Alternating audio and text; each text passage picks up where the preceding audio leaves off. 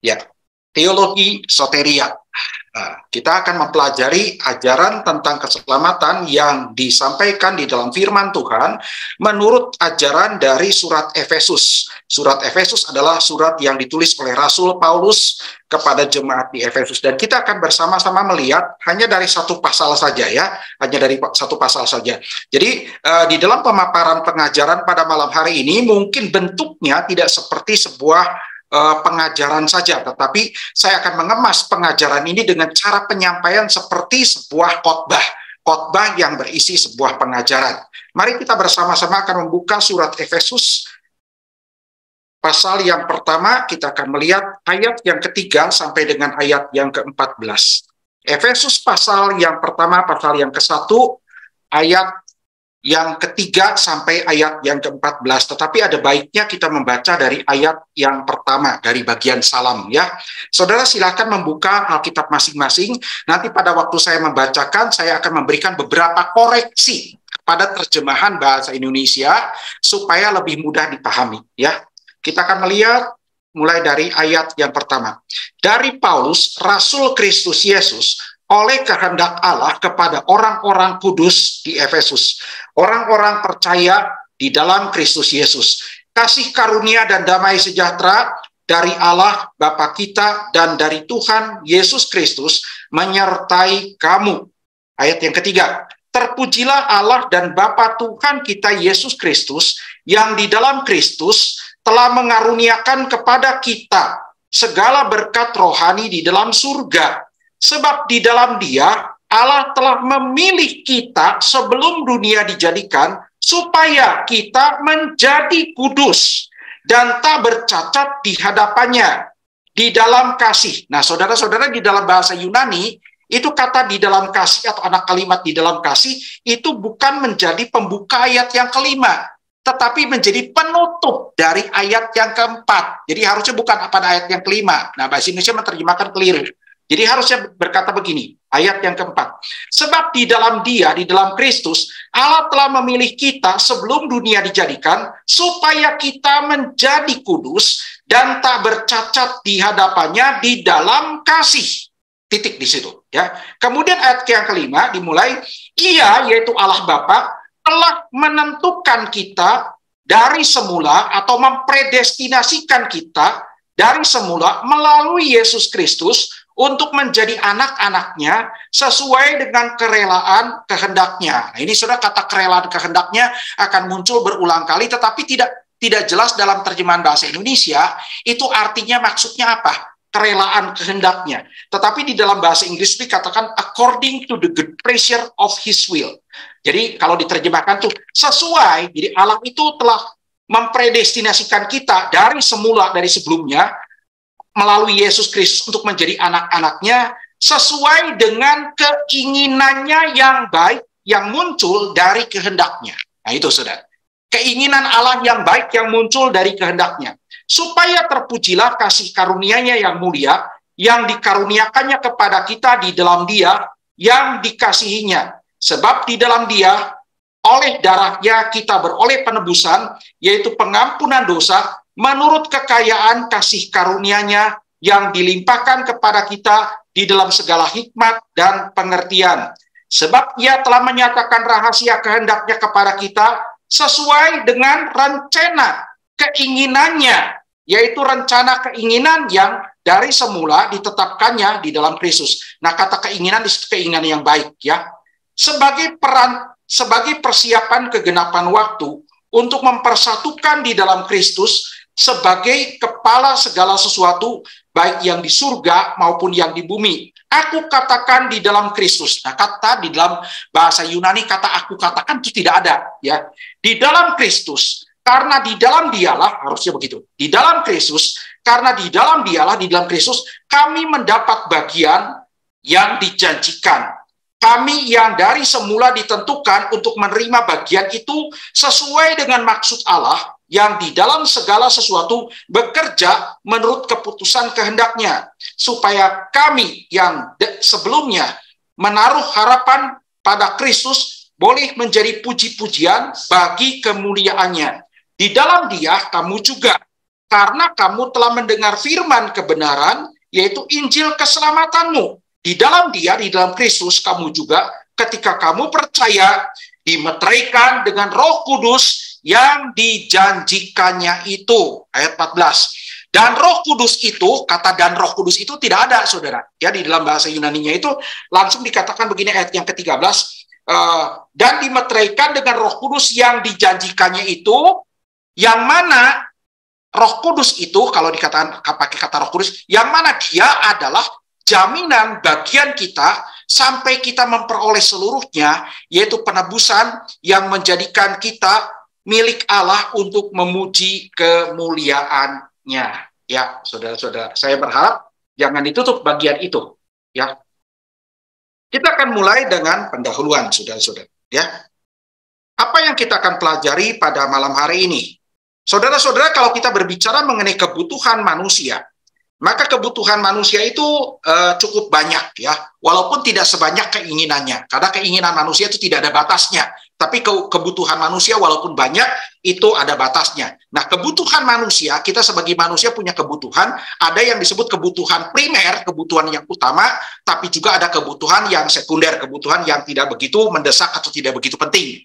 Kebutuhan yang utama misalnya kebutuhan akan teman hidup ya, misalnya seorang laki-laki membutuhkan seorang istri juga membutuhkan seorang perempuan membutuhkan seorang laki-laki untuk menjadi suaminya, begitu ya. Oke, kemudian kebutuhan akan pekerjaan, kebutuhan akan mata pencaharian, kebutuhan tempat tinggal, kebutuhan makanan, kebutuhan minuman, kebutuhan pakaian, kebutuhan uang, dan seterusnya, ya, banyak. Tetapi saudara-saudara, di antara semua kebutuhan manusia, maka ada kebutuhan yang terbesar dan kebutuhan yang terutama dari manusia. Apakah itu, saudara-saudara? Kebutuhan yang terbesar dari manusia dan kebutuhan yang paling utama yang tidak dapat digantikan adalah apa yang disebut sebagai keselamatan yang kekal. Manusia membutuhkan untuk memperoleh kepastian atau memperoleh jaminan apa yang disebut sebagai keselamatan yang kekal, saudara. Ya, eternal salvation, everlasting salvation. Itu adalah kebutuhan yang hakiki dari seorang manusia. Bahkan saudara-saudara, andai kata pun seorang manusia memperoleh segala sesuatu yang dia butuhkan, selain keselamatan yang kekal, dia terpenuhi semua kebutuhannya. Tetapi kalau kemudian dia tidak memiliki keselamatan yang kekal, maka semua kebutuhan yang lain sekalipun terpenuhi menjadi tidak ada artinya. Saudara-saudara, ingat perkataan Tuhan Yesus yang sering kali diulang-ulang di dalam Injil-Injil, khususnya Injil Sinoptik. Tuhan Yesus mengatakan, apa gunanya seorang manusia memperoleh seluruh dunia, tapi kemudian dia kehilangan hidupnya. Ya, bahasa Indonesia menerjemahkan kehilangan nyawanya, kehilangan hidupnya. Hidup di sini bisa berarti hidup yang temporary, ya, tubuh ini yang dalam keadaan hidup di dunia, ataukah keselamatan yang kekal, hidup yang kekal, begitu. Jadi dikatakan oleh Tuhan Yesus, kalau manusia tidak memiliki hidup, apalagi hidup yang kekal, maka sekalipun dia memperoleh seluruh dunia, maka seluruh apa yang diperolehnya menjadi tidak ada artinya. Dari mana, saudara-saudara, kita tahu bahwa kebutuhan utama manusia adalah kepastian keselamatan, kebutuhan keselamatan yang kekal. Dari mana saudara tahu? Ada satu realitas, ada satu kenyataan yang betul-betul menegaskan, mengkonfirmasi bahwa memang semua umat manusia secara universal membutuhkan keselamatan yang kekal. Saudara tahu apa? Yaitu adalah munculnya di dalam dunia ini agama-agama, religions, munculnya agama-agama. Saudara, munculnya agama-agama ini menegaskan bahwa manusia itu memang membutuhkan apa yang paling mendasar yang menjadi kebutuhan yang utama, yaitu keselamatan yang kekal. Agama-agama. Kenapa demikian? Karena kita mempercayai, saudara-saudara, bahwa agama itu dipercayai oleh banyak manusia, dipercayai oleh bahkan semua manusia, sebagai salah satu cara atau sarana untuk mendapatkan, memperoleh keselamatan yang kekal yang paling dibutuhkannya. Manusia berpikir bahwa melalui agama lah, kemudian mereka bisa memperoleh kebutuhan apa yang menjadi kebutuhan yang terutama dan terbesar itu, yaitu keselamatan yang kekal. Maka muncullah agama-agama. Nah, tetapi kalau kita melihat, saudara-saudara, sekalipun demikian, sekalipun agama-agama itu Kalau kita melihat itu menunjukkan akan kebenaran, ya, bahwa manusia membutuhkan keselamatan yang kekal. Tapi saudara-saudara, kita tahu ada perbedaan yang sangat hakiki, sangat besar antara konsep agama-agama dan iman Kristen, ajaran dari Alkitab sendiri, ajaran di dalam kekristenan tentang keselamatan yang kekal. Nah, kalau kita lihat, saudara-saudara, semua agama-agama itu muncul karena berpikiran bahwa manusia bisa memperoleh keselamatan melalui perbuatan dan usahanya sendiri di dalam menjalankan perintah-perintah agama. Melalui perbuatan-perbuatannya sendiri, melalui usaha-usahanya sendiri, maka kemudian usahanya sendiri akan mendatangkan apa yang disebut sebagai reward, ganjaran, yaitu keselamatan yang kekal. Jadi agama-agama mengajarkan semua seperti itu, saudara-saudara, bahwa manusia itu bisa diselamatkan karena keselamatan itu adalah sesuatu yang merupakan sebuah hadiah, ganjaran atau upah dari Allah akibat manusia telah memenuhi semua tuntutan yang dituntut oleh Allah melalui perbuatannya. Tetapi lain halnya, saudara-saudara, dengan iman Kristen. Iman Kristen berbeda.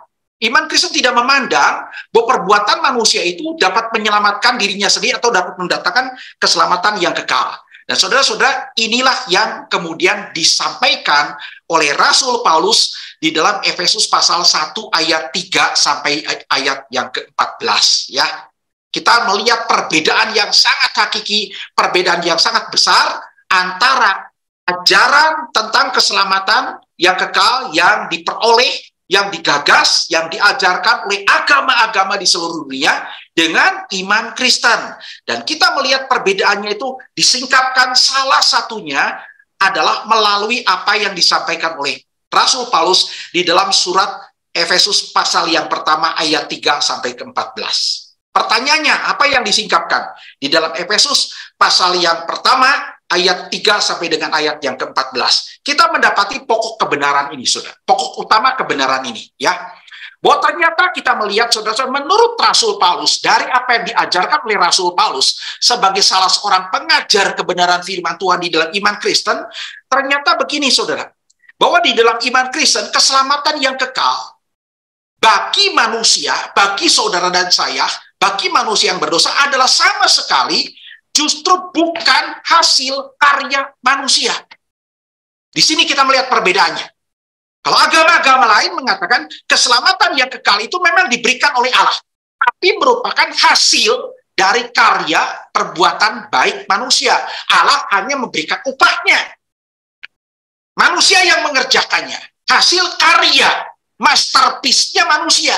Tetapi tidak demikian dengan iman Kristen. Iman Kristen mengatakan bahwa keselamatan yang kekal itu sama sekali bukan hasil karya manusia, tetapi karya dari Allah saja. Karya dari Allah Tritunggal. Yang mana karya dari Allah Tritunggal ini, yaitu mendatangkan keselamatan yang kekal, punya sebuah tujuan. Tujuan yang bersifat ganda, dual purpose. Tujuan yang bersifat ganda, yaitu tujuan yang baik.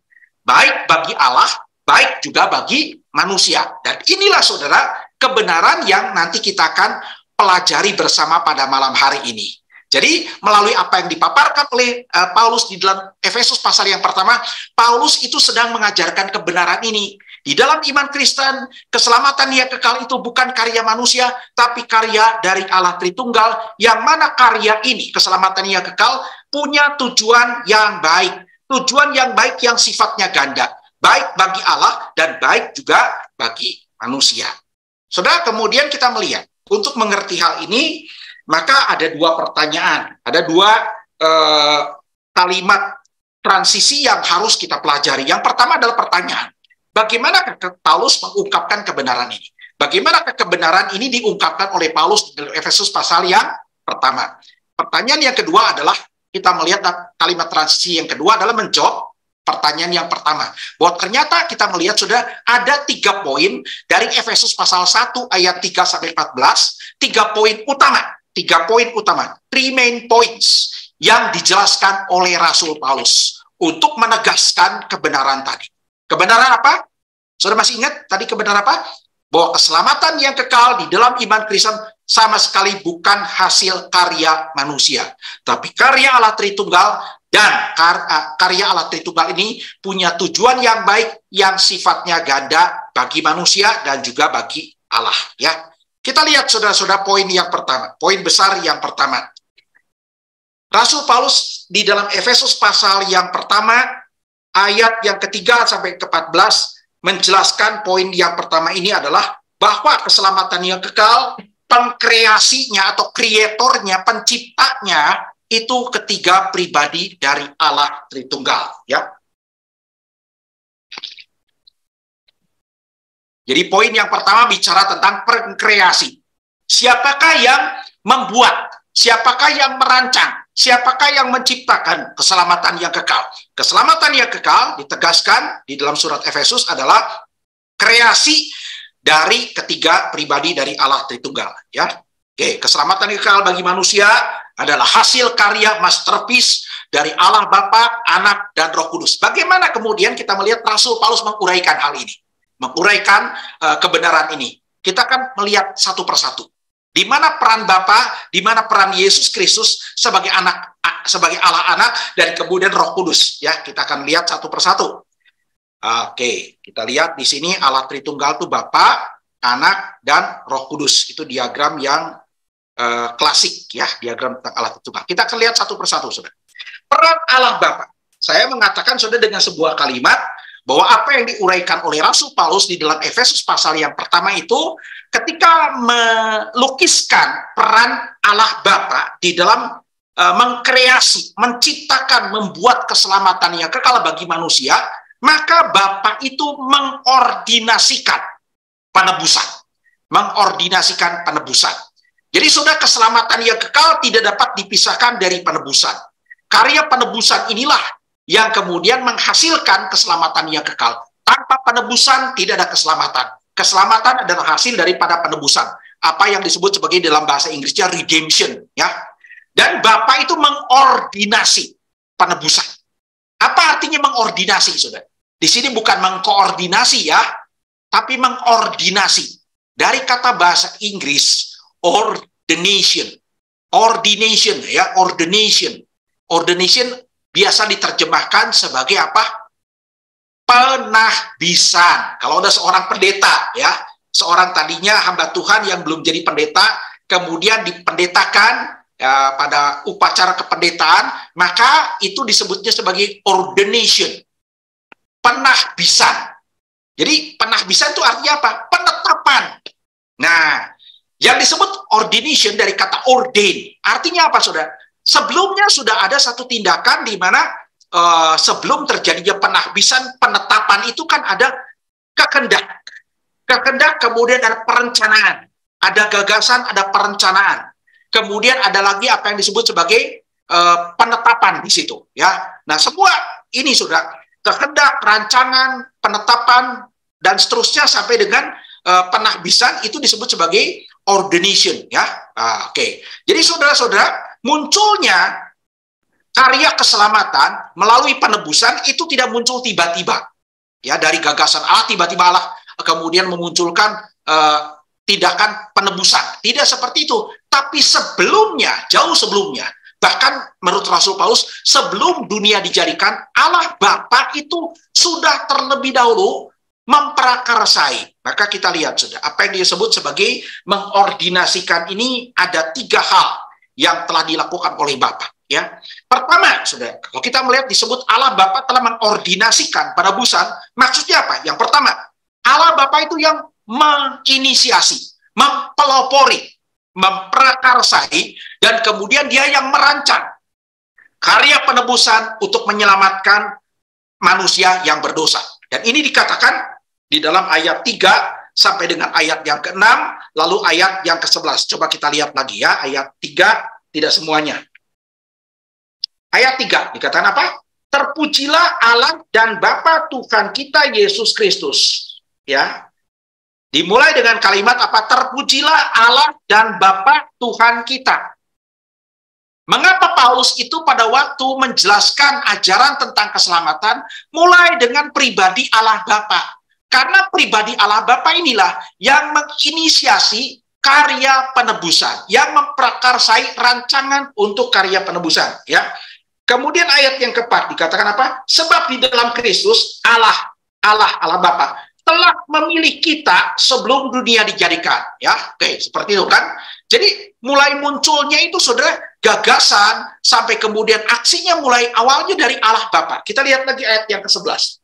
Sebagai persiapan kegenapan waktu untuk mempersatukan di dalam Kristus bagi kepala segala sesuatu baik yang di surga maupun yang di bumi. Aku katakan di dalam Kristus karena di dalam Kristuslah kami mendapatkan bagian yang dijanjikan kami yang dari semula ditentukan untuk menerima bagian itu sesuai dengan maksud Allah.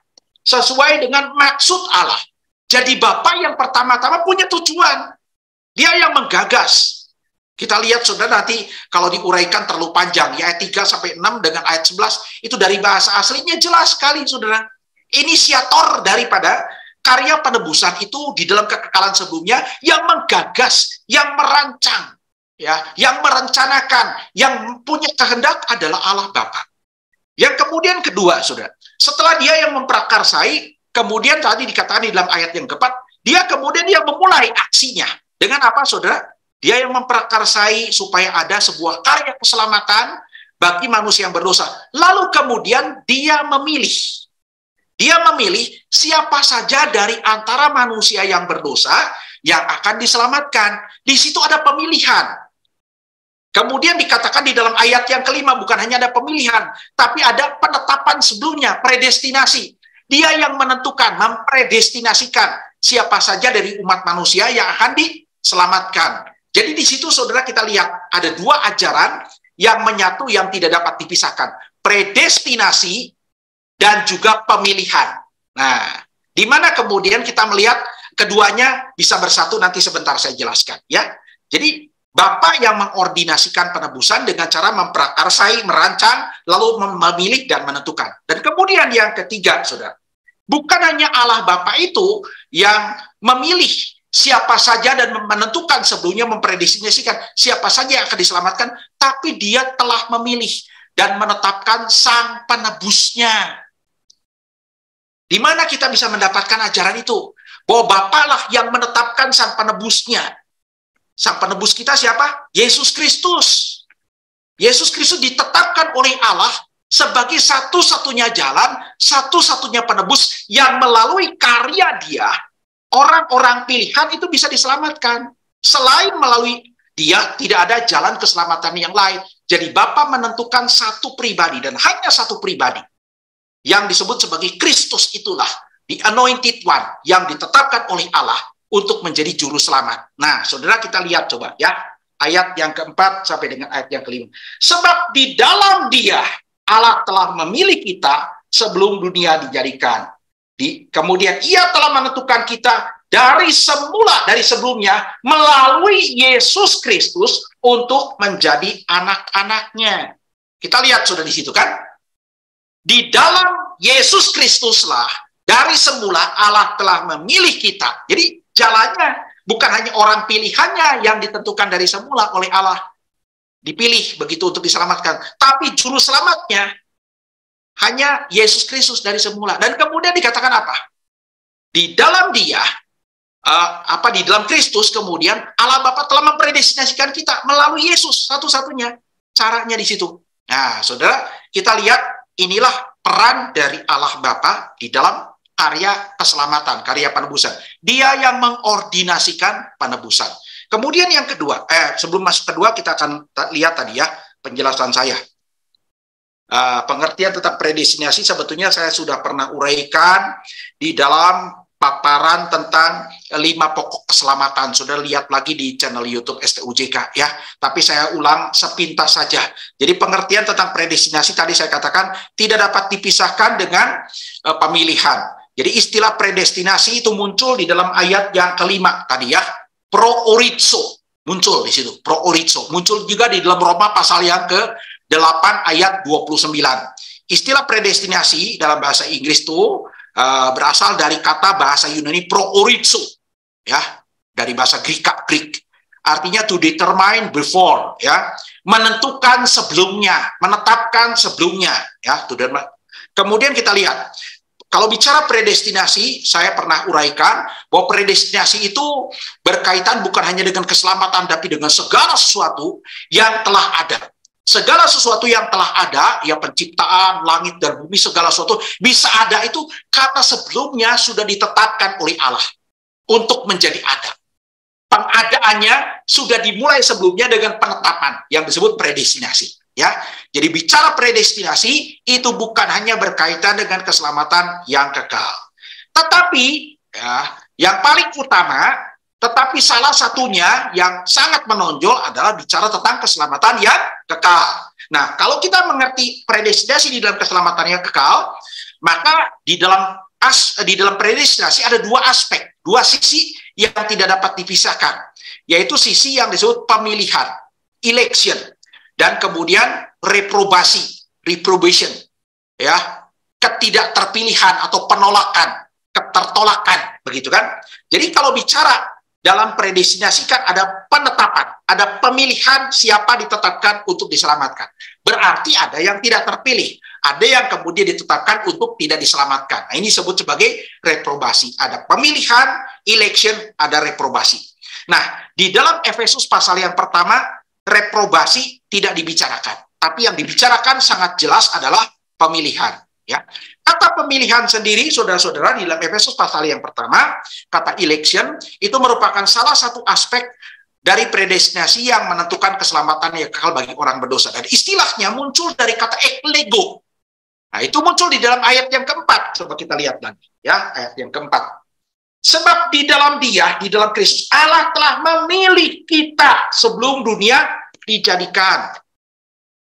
Kita bisa diselamatkan sekarang karena sudah dipilih sebelum dunia dijadikan oleh Allah. Allah telah memilih, muncul kata kerja eklego di situ, ya. Artinya to pick out. Memilih itu artinya mengambil sesuatu yang dipilih, dikeluarkan, dipisahkan dari yang lainnya, begitu. To pick out, begitu. Oke? Dan kita tahu, saudara-saudara, bahwa pemilihan untuk keselamatan yang kekal termasuk juga dalam arti yang luas, predestinasi itu hanya baru pada tahap menandai, tapi sudah memastikan, ya. Menandai sudah memastikan keselamatan, tapi belum berwujud keselamatannya itu sendiri, ya. Keselamatannya belum terjadi. Kenapa belum terjadi, saudara-saudara? Karena kan dunianya saja belum ada. Manusia yang bahkan akan diselamatkannya saja belum ada, saudara-saudara. Bagaimana kemudian keselamatan itu bisa terjadi? Ya, belum, saudara-saudara, di sana. Oke. Nah, kita akan lanjutkan yang berikutnya dengan peran daripada Yesus Kristus, pribadi yang kedua dari Allah Tritunggal. Oke, lihat dulu predestinasi diagramnya supaya nggak bingung, ya. Sebelum masuk kepada peran Yesus Kristus, predestination. Jadi predestinasi itu kita lihat ada dua sisi, ya. Sisi yang pertama adalah pemilihan, sisi kedua adalah reprobasi. Pemilihan dan reprobasi. Nah, jadi sebelum dunia dijadikan, before the world, Allah itu tahu bahwa manusia itu seluruhnya akan jatuh ke dalam dosa di dalam Adam. Lalu di dalam kekekalan sebelumnya Allah mengadakan sebuah predestinasi yang mana sisinya itu salah satu sisinya adalah pemilihan. God has chosen his people. Ini yang dijelaskan di dalam Efesus pasal yang pertama. Nah, maka orang-orang yang dipilih disebut sebagai umat pilihan. Umat pilihan Allah, elected people. Dan orang-orang yang dipilih ini akan kemudian mewarisi dan menerima keselamatan yang kekal, eternal salvation. Dan yang tidak dibicarakan adalah aspek yang kedua di dalam surat Efesus itu tidak dibicarakan. Aspek kedua dari predestinasi adalah reprobasi atau reprobated people, ya. Jadi ada orang-orang yang tidak dipilih, dan orang-orang yang tidak dipilih ini tidak akan mengalami keselamatan, melainkan akan mengalami hukuman yang kekal atau eternal punishment. Begitu gambarannya, ya. Oke. Berikutnya, peran Yesus Kristus. Nah, kalau peran Bapa di dalam keselamatan adalah apa? Yang disebut sebagai mengordinasi karya penebusan. mengordinasi penebusan. Tapi peran Yesus Kristus, peran pribadi kedua dari Allah Tritunggal, peran anak Allah, atau lebih tepatnya Allah anak, begitu kan, merealisasikan penebusan di dalam sejarah. Merealisasikan. Apa arti merealisasikan? Supaya apa yang sudah ditetapkan oleh Bapa, yang masih dalam bentuk rancangan, masih dalam bentuk penetapan, tapi masih dalam bentuk rencana kehendaknya masih belum terwujud, tapi sudah ditetapkan, itu menjadi terwujud. Nah, tindakan mewujudkan sesuatu yang sudah ditetapkan dan sudah direncanakan, itu adalah merealisasikan. Ya, jadi dari Efesus pasal yang pertama kita melihat ada 4 peran Yesus Kristus di dalam merealisasikan penebusan. Yang pertama kita lihat, Yesus Kristus telah mengerjakan karya penebusan bagi kaum pilihan Allah melalui kematiannya, ya. Oke, melalui kematiannya. Sebetulnya kalau kita lihat di dalam keseluruhan Alkitab, Yesus Kristus itu melakukan karya penebusan baik melalui kematian, tetapi juga melalui kehidupannya yang sempurna. Kehidupan dan kematiannya. Tetapi di sini dari surat Efesus hanya dilihat dari satu sisi saja, yaitu kematiannya. Coba kita lihat ayat yang ke-7, ya. Sebab di dalam Dia dan oleh atau melalui darahnya, darahnya berarti menyatakan kematian, nyawa Yesus Kristus yang diserahkan, melalui kematiannya kita beroleh penebusan. Ya, jadi Yesus Kristus telah mengerjakan karya penebusan melalui apa yang disebut sebagai melalui darahnya, kematiannya yang diberikan, darahnya yang dicurahkan. Ya, jelas. Ada di situ redemption. Penebusan itu adalah sesuatu yang menyelamatkan. Melepaskan sesuatu, melepaskan manusia yang ditebus dari cengkraman sesuatu. Baik itu kuasa dosa di dalam Alkitab, maupun ancaman hukuman dan murka Allah yang kekal. Itu yang pertama. Yang kedua, saudara-saudara, akibat dari karya penebusan yang dikerjakan melalui kematian Yesus Kristus dengan melalui darahnya yang dicurahkan, maka dikatakan dalam ayat yang ke-7, Yesus Kristus telah memberikan pengampunan dosa bagi orang-orang yang ditebusnya, yaitu kaum pilihan. Coba kita lanjutkan ayat yang ke-7. Sebab di dalam Dia dan melalui darahnya kita beroleh penebusan, yaitu pengampunan dosa menurut kekayaan kasih karunia-Nya. Jadi bagi kita, saudara-saudara, hasil karya penebusan yang dikerjakan oleh Yesus mendatangkan pengampunan dosa bagi Allah. Sehingga karena kita sudah diampuni dosa kita melalui kematian Yesus, maka kita tidak lagi akan memperoleh hukuman karena dosa-dosa kita. Karena kita sudah mendapatkan pengampunan. Yesus Kristus telah memberikan pengampunan dosa. Berikutnya, Yesus Kristus telah menyingkapkan rencana kekal dari Allah kepada umat Allah. Kan tadi kita lihat, saudara-saudara, ya. Rencana kekal dari Allah Bapa adalah apa? Merancang, merencanakan, menghendaki dan menetapkan sebuah karya penebusan bagi sebagian orang berdosa. Nah, saudara-saudara, kan rencana ini kalau tidak diwujudkan oleh Yesus Kristus, rencana Allah tidak akan diketahui oleh siapapun. Dan ini adalah rencana yang besar. Salah satu rencana besar Allah, yaitu apa? Menebus umat manusia untuk menjadikan umat bagi dirinya sendiri melalui karya penebusan.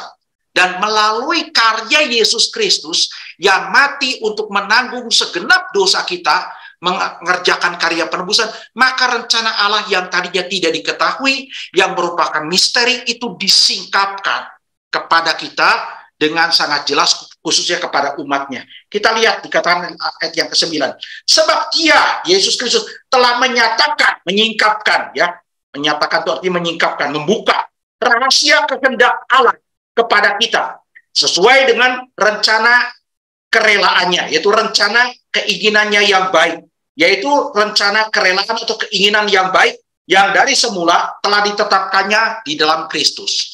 Allah punya rencana yang baik bagi kita sebagai umat pilihan yang telah dibuat oleh Allah Bapa dari sebelum dunia dijadikan, dari semula. Tetapi kan itu tidak tersingkap, saudara-saudara, itu masih tersembunyi. Siapa yang menyingkapkan? Yaitu Yesus Kristus. Waktu Yesus Kristus datang ke dalam dunia melalui karya penebusannya, maka Dia sedang menyingkapkan rahasia Allah yang besar itu, yaitu karya penebusan yang muncul dari kehendak Allah yang baik bagi umat pilihannya.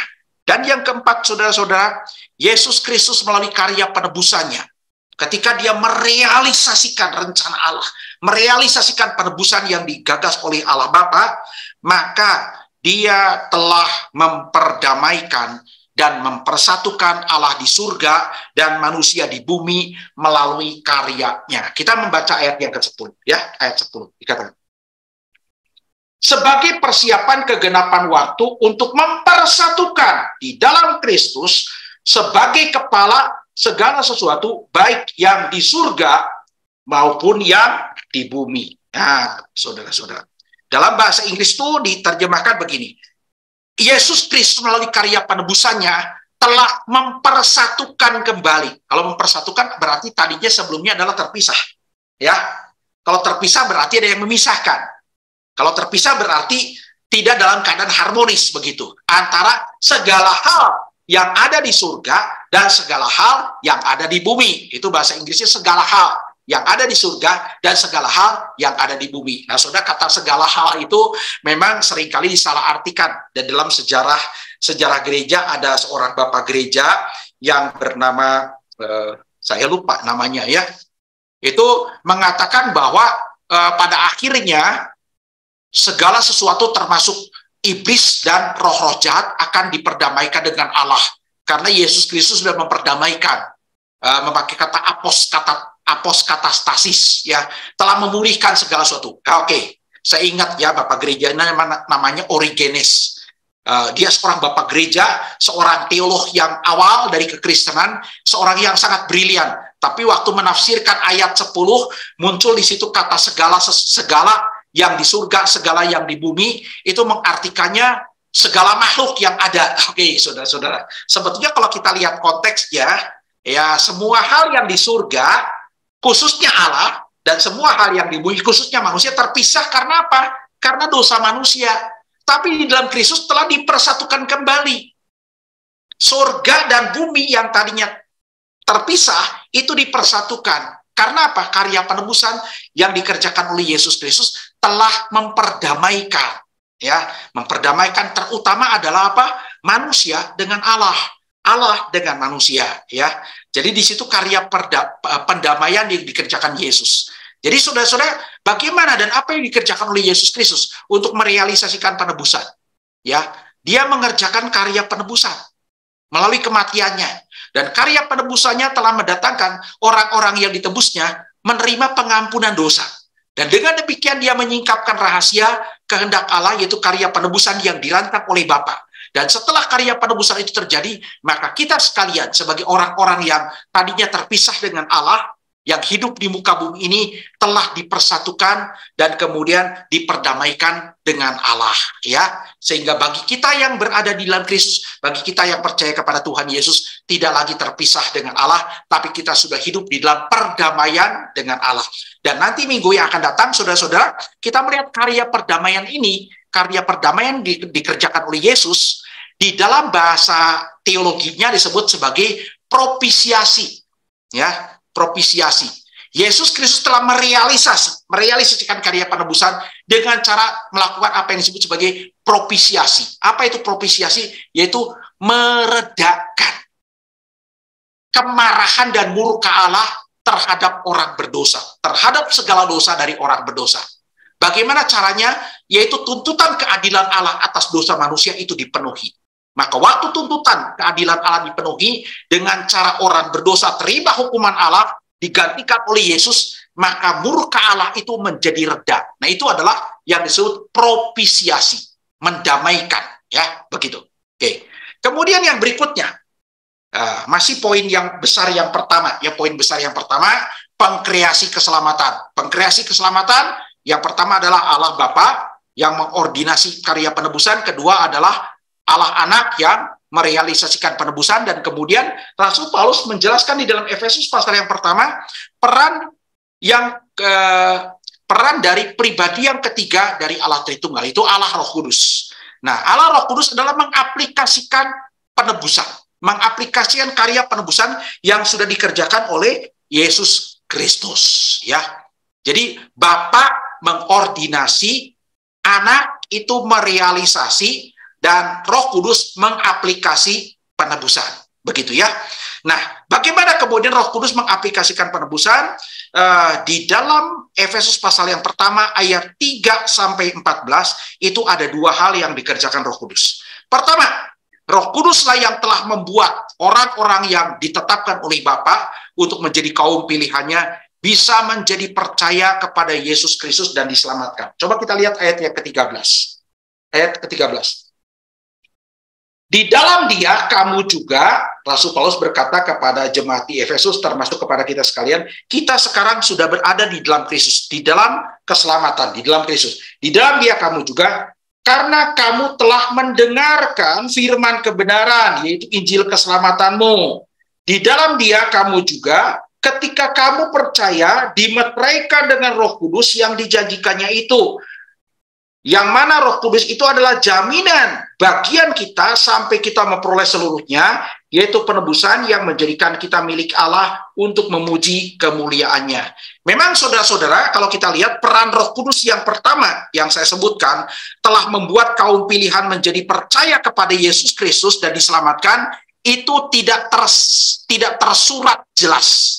Tidak tersurat jelas di dalam ayat 13, tapi tersirat jelas. Ya, kita mendengarkan Injil keselamatanmu, kemudian kita berada di dalam Kristus, artinya percaya.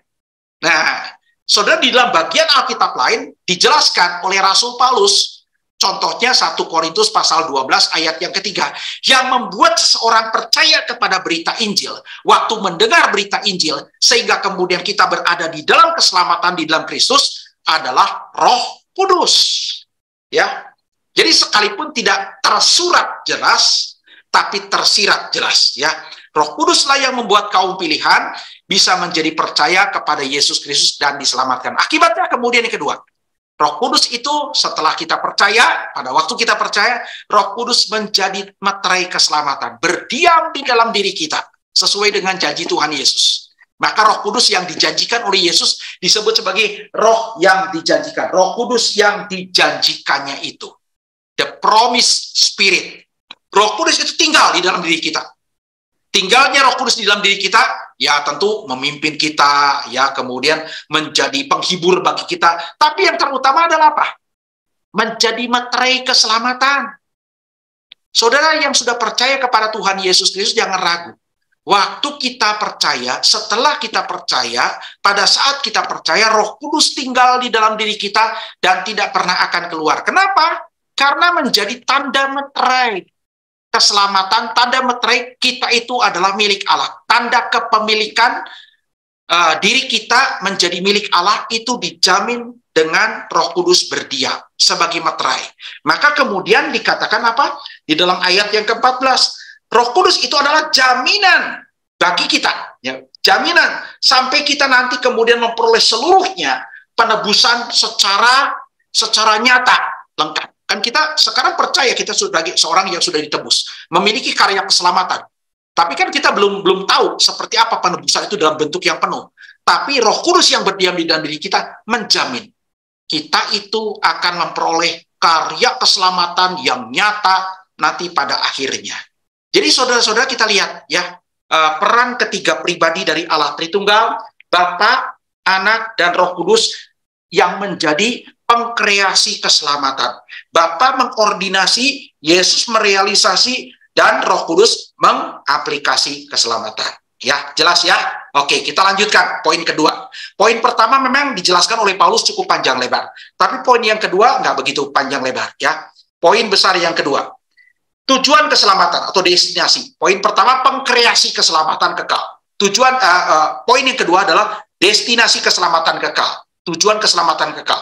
Ternyata tujuan keselamatan kekal itu, saudara-saudara, Allah itu mengkreasi keselamatan kekal bagi manusia yang berdosa, bagi saudara dan saya, itu ternyata punya tujuan yang sifatnya itu ganda, bersifat dualistik, ya, dual purpose, begitu, dual purpose, tujuan ganda, tujuan dua sisi yang tidak dapat dipisahkan, yaitu tujuannya pertama berkenaan dengan Allah, baik bagi Allah, dan kemudian yang kedua adalah berkenaan dengan kaum pilihan Allah, baik bagi kaum pilihan Allah. Tujuan keselamatan yang kekal di kreasi itu adalah bersifat tujuannya baik. Maka kan munculnya tadi dikatakan apa? Munculnya dari kehendak Allah, keinginan Allah yang baik yang muncul dari kehendaknya.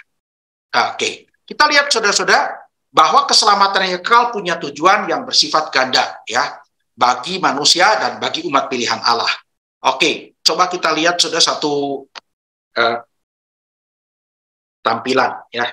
Seringkali orang Kristen itu tidak mengerti tujuan rencana keselamatan itu bersifat ganda dan tidak dapat dipisahkan. Salah satu sisinya tidak boleh diabaikan. Tidak dapat kemudian kita mengabaikan salah satu sisinya, bersifat ganda ya. Terhadap Allah, baik bagi Allah, terhadap manusia umat pilihan dan baik bagi manusia. Oke, kita lihat saudara-saudara di dalam salah satu pengakuan iman yang historik ya.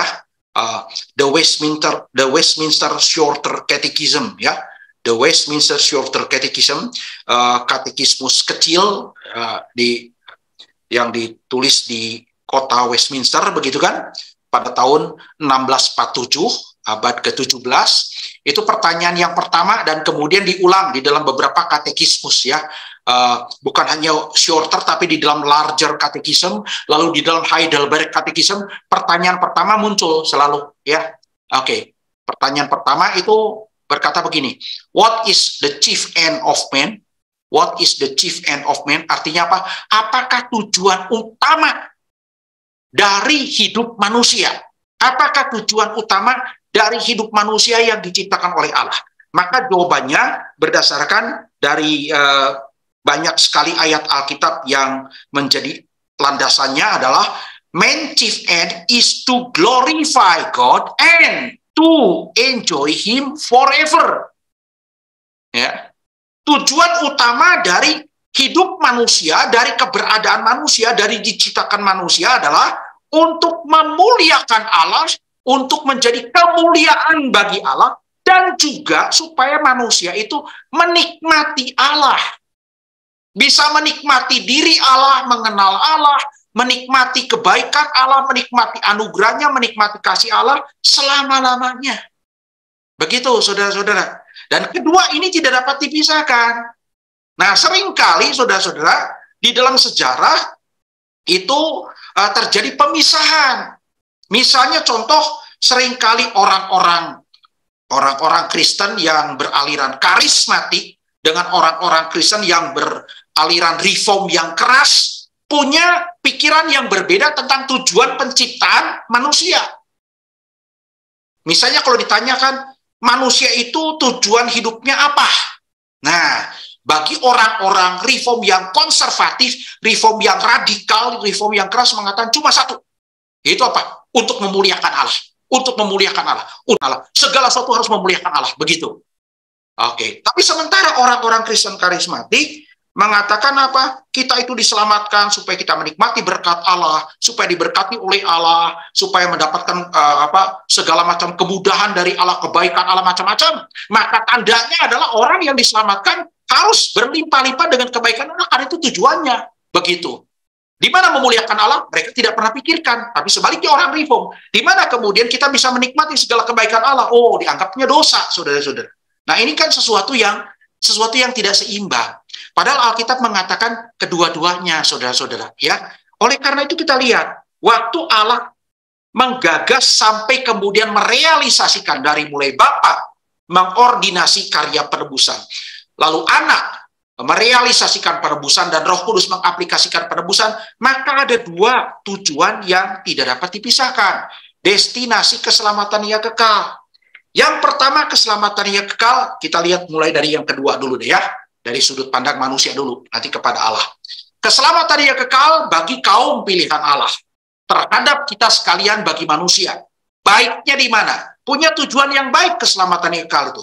Baiknya untuk apa? Yaitu adalah untuk supaya kaum pilihan Allah ketika ditebus, diselamatkan, supaya punya sebuah status yang istimewa, status yang baru, dan punya karakter yang baru. Karakter dan sifat hidup yang baru. Yaitu menjadi anak-anak Allah dan punya hidup yang kudus dan tak bercacat di dalam kasih. Nah, kalau manusia sempurna, saudara-saudara, maka manusia akan punya dua karakter ini. ya, hidupnya kudus, ya, moralitasnya sempurna seperti tuntutan dari hukum moral Allah, kudus. Tidak ada ketidakbenaran, tidak ada ketidakbaikan di dalam dirinya, kudus. Tetapi juga tak bercacat di dalam kasih, gitu kan? Nah, ini tidak boleh dipisahkan, saudara. Kudus dan tak bercacat di dalam kasih. Coba kita lihat, saudara, ayat yang keempat dan ayat yang kelima, ya. Ayat keempat dan ayat yang kelima, ya. Sebab di dalam Dia, Allah Bapa telah memilih kita sebelum dunia dijadikan. Tujuan pemilihan itu apa? Supaya kita kudus, supaya kita menjadi kudus dan tak bercacat di hadapannya di dalam kasih. Tadi saya sudah mengatakan, dalam bahasa Yunaninya kata di dalam kasih itu mengikuti ayat yang keempat. Jadi saudara, tujuannya apa? Supaya kita menjadi kudus dan tak bercacat di dalam kasih. Itu tujuan yang sangat baik. Manusia di dalam dunia ini sekarang sudah rusak, saudara. Ya, kadang-kadang seringkali mereka memisahkan dengan cukup keras antara kekudusan dengan kasih. Seperti yang pernah saya khotbahkan di GKM Hosana pada waktu bulan Juni yang lalu, ya, bulan ibadah. Banyak sekali orang Kristen itu mempertentangkan, bukan bulan Juni, ya, bukan bulan ibadah, bulan kemarin, mempertentangkan antara aturan dalam pelayanan dengan kasih. Kalau dianggap kasih itu meniadakan aturan, salah, saudara-saudara, ya. Orang itu, saudara, hidupnya harus kudus sesuai dengan hukum Allah, tapi juga tidak meniadakan kasih. Kasih bukan berarti tidak mengikuti aturan, begitu kan? Nah, saudara, ini adalah sesuatu keseimbangan yang luar biasa. Kalau manusia punya kondisi kehidupan karakter seperti ini, maka manusia itu menjadi seimbang, menjadi sempurna adanya, ya.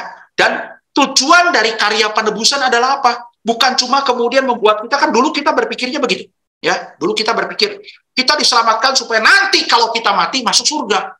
Apa tujuan masuk surga? Nanti di surga hidup enak-enak, tidak disiksa, kemudian menikmati segala sesuatu, macam-macam. Cuma begitu? Tidak, saudara-saudara. Itu berkenaan dengan pemulihan kemanusiaan kita yang sudah rusak oleh karena dosa. Waktu manusia diciptakan oleh Allah dalam kebenaran, dalam kekudusan, dan di dalam kasih. Itu karakter yang melekat pada diri manusia. Tetapi kemudian setelah manusia jatuh ke dalam dosa, karakter diri manusia itu dirusak oleh dosa. Ya, kebenarannya tidak ada, kebaikannya tidak ada, kemudian kasihnya juga tidak ada. Maka kemudian manusia dengan karya penebusan tujuannya adalah apa? Bukan hanya menempati surga, sebuah tempat, bukan. Ya, nanti itu bagian dari keselamatan. Tapi tujuannya manusianya dipulihkan, kemanusiaannya dipulihkan, menjadi kudus seperti Allah. Ya, artinya kudus itu berada di dalam keadaan benar menurut hukum moral Allah, baik menurut hukum moral Allah, dan juga penuh dengan kasih terhadap sesama. Sudah, alangkah indahnya kalau kita bisa punya komunitas umat Allah yang nanti di dalam kekekalan yang akan datang, di mana tidak ada lagi dosa, ya, tidak lagi ketidakbenaran, tidak lagi ketidakbaikan, tidak lagi kebencian. Kita hidup di dalam kasih, tapi juga kita hidup di dalam kebenaran, dan kita hidup di dalam kekudusan. Wah, saudara-saudara, alangkah indahnya. Dan itulah yang kemudian menjadi tujuan. Mengapa kemudian manusia itu ditebus, saudara dan saya ditebus. Tapi kemudian bukan cuma karakter manusianya, tapi statusnya yang terutama. Kita lihat ayat yang kelima. Di dalam kasih itu tadi kita lihat, saya mengatakan itu ayat yang keempat, ya. Oke. Ia, yaitu Bapa, telah menentukan kita dari semula, mempredestinasikan kita dari sebelumnya melalui Yesus Kristus untuk menjadi anak-anaknya. Allah itu ingin supaya kita menjadi anak-anaknya. Luar biasa, saudara-saudara, ya. Kita menjadi anak Allah. Bukan cuma hamba Allah, tapi kita betul anak Allah. Ya, kita pelayan Tuhan, pelayan Allah, hamba Allah di dalam pekerjaan Allah, tapi dalam relasi dengan Allah sebagai keluarga. Kita itu punya relasi antara Bapa dengan anak. Begitu, ya. Oke. Nah, ini keselamatan yang kekal pertama punya tujuan seperti itu. Tapi tujuan yang kedua, ya, tujuan yang kedua adalah yang pertama, keselamatan kekal bagi kaum pilihan Allah adalah supaya kita itu bisa menjadi puji-pujian dan kemuliaan bagi Allah Bapa, bagi Yesus Kristus, dan bagi Roh Kudus. Dan ini diulang, saudara. Ya, ayat ke-6, ayat ke-12, dan ayat ke-14. Setiap kali bicara satu pribadi, perannya diakhiri dengan tujuannya untuk kemuliaan daripada pribadi itu. Coba kita lihat, saudara, ayat yang ke-6, ya. ayat ke-6. Oke, kan kita lihat ayat 4, ayat yang ke-5 bicara apa? Peran Bapa yang mengordinasi penebusan. Merencanakan, merancang, memilih, menetapkan. Lalu kemudian tujuannya apa? Bapa melakukan itu. Ayat ke-6. Supaya terpujilah kasih karunia-Nya. Nya ini khusus menunjuk kepada pribadi pertama Bapa. Supaya terpujilah kasih karunia-Nya yang mulia yang dikaruniakannya kepada kita di dalam Kristus yang dikasihinya. Kita lihat. Bapa mengordinasi penebusan supaya terpujilah, supaya karya ordinasi itu menjadi pujian, kemuliaan bagi pribadi Bapa. Itu pertama. Kita lihat lagi. Kemudian mulai ayat ke-7 kan, jadi ayat 3 sampai ayat yang ke-6 bicara karya Bapa dalam keselamatan, ya, karya ordinasi. Ayat 7 sampai dengan ayat 12 itu bicara karya Allah anak, karya Yesus Kristus dalam mengordinasi. Kita lihat saudara-saudara di dalam ayat yang ke-7. Sebab di dalam Kristus oleh darahnya kita beroleh penebusan dan seterusnya. Lalu kemudian kita melihat lagi saudara ayat yang ke-12. Ayat kedua, supaya kami yang sebelumnya telah menaruh harapan pada Kristus, kita yang percaya menaruh harapan pada Kristus, boleh menjadi puji-pujian bagi kemuliaannya. Kemuliaannya, ini menunjuk khusus kepada pribadi yang kedua, Yesus Kristus. Kita itu yang sudah ditebus oleh Kristus, memperoleh pengampunan dosa, yang menaruh harapan pada Kristus, bisa menjadi puji-pujian bagi Kristus. Luar biasa kan? Ketiga pribadi Allah Trinity. Kita lihat lagi saudara. Ayat yang ke-13. Ya. 13-14 bicara apa? Peran Roh Kudus. Peran yang mengaplikasikan karya penebusan. Kemudian kita lihat saudara. Di dalam dia kamu juga ketika kemudian mendengar Injil kebenaran, kamu percaya dimeteraikan Roh Kudus terusnya ya. Kemudian ayat 14. Dan Roh Kudus itu adalah jaminan bagian kita sampai kita memperoleh seluruhnya, yaitu penebusan yang menjadikan kita milik Allah untuk memuji kemuliaannya.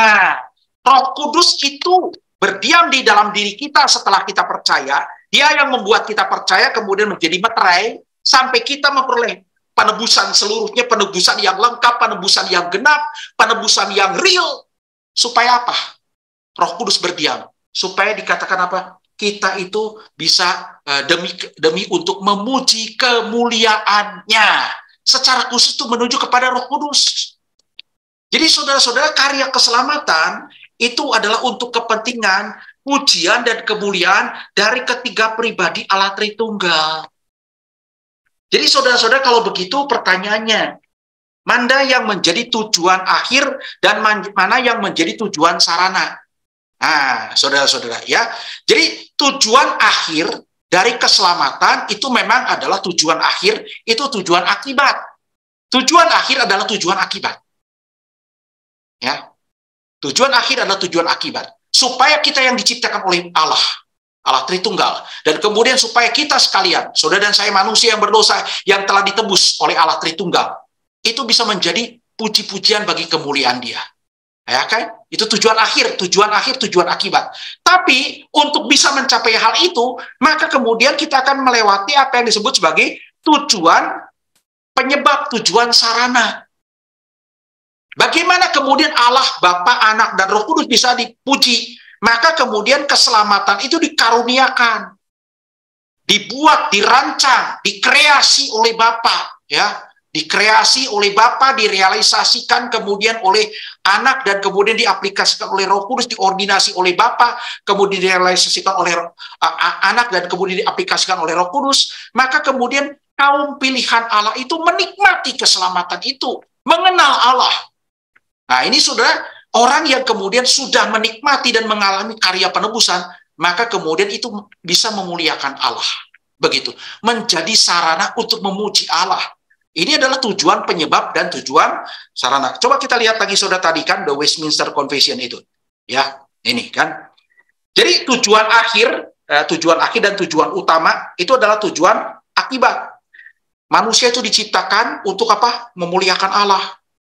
Tapi bagaimana manusia memuliakan Allah?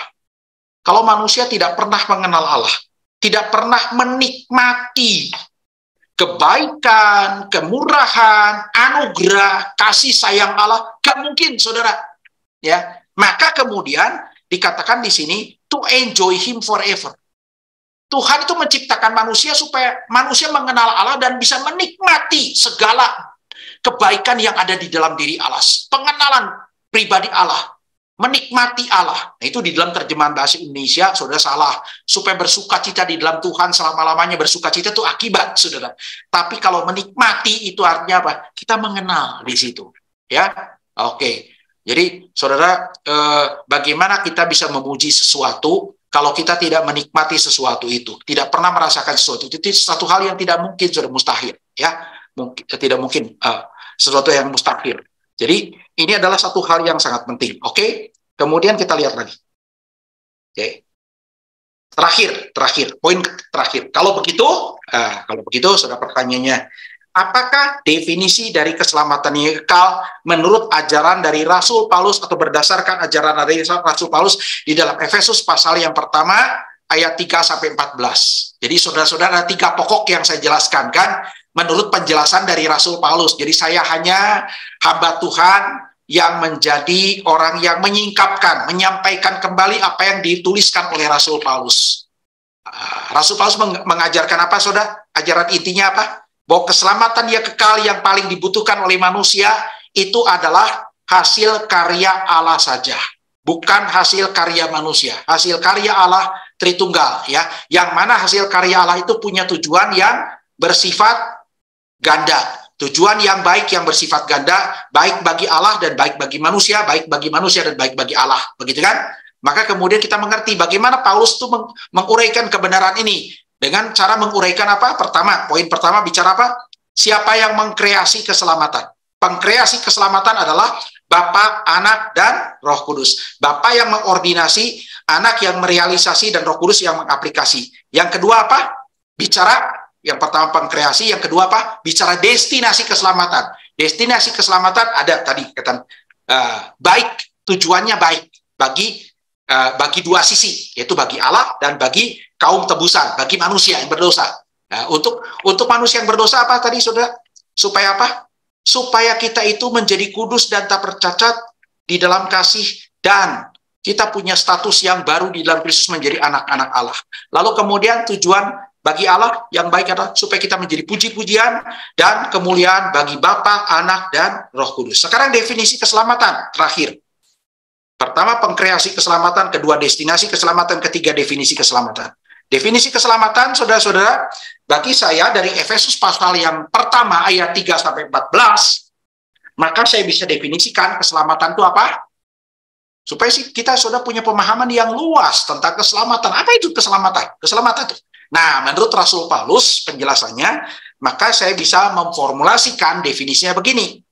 Keselamatan yang kekal bagi manusia itu adalah hasil karya penebusan yang telah diordinasikan oleh Allah Bapa, direalisasikan oleh Allah Anak, Yesus Kristus, dan diaplikasikan oleh Roh Kudus untuk menyelamatkan sebagian dari umat manusia yang berdosa, yang mana punya tujuan untuk dijadikan sebagai umatnya dan anak-anaknya. Definisinya ini ya, sekali lagi. Kalau ditanya apakah definisi keselamatannya kekal, berdasarkan paparan dari Rasul Paulus di dalam Efesus pasal yang pertama ayat 13, ayat 3 sampai dengan ayat yang ke-14, maka jawabannya adalah keselamatan yang kekal bagi manusia adalah hasil karya penebusan, yang mana karya penebusan itu telah sebelum dia dijadikan, diordinasi oleh Allah Bapa, direalisasi oleh Allah Anak, Yesus Kristus di dalam sejarah, dan diaplikasikan oleh Roh Kudus, yang mana punya tujuan untuk menyelamatkan sebagian dari umat manusia yang berdosa, dan kemudian keselamatan itu punya tujuan supaya orang yang diselamatkan menjadi umatnya dan menjadi anak-anaknya. Itu definisinya. Sebagai penutup, saudara-saudaraku, ya, di dalam ajaran iman Kristen sekali lagi, keselamatan yang kekal berdasarkan tadi pemaparan yang dikatakan Paulus adalah sama sekali bukan hasil karya manusia. Ini berbeda dengan ajaran agama lain, ya. Tapi karya Allah yang punya tujuan yang baik bagi Allah dan bagi manusia, yakni bagi kaum pilihan Allah. Dan terakhir, saudara-saudara, saya berharap Saudara sekalian yang ikut di dalam pemaparan di STUJK ini, baik yang langsung real time, ataupun yang menyusul melalui YouTube channel, ya, mendengarkannya berikutnya menyusul, saya berharap, saya berdoa, kiranya orang-orang yang mendengarkan pengajaran ini adalah orang-orang yang betul-betul mereka menerima keselamatan yang kekal dari Allah. Orang-orang yang menjadi sasaran dari tujuan keselamatan dari Allah sekalian.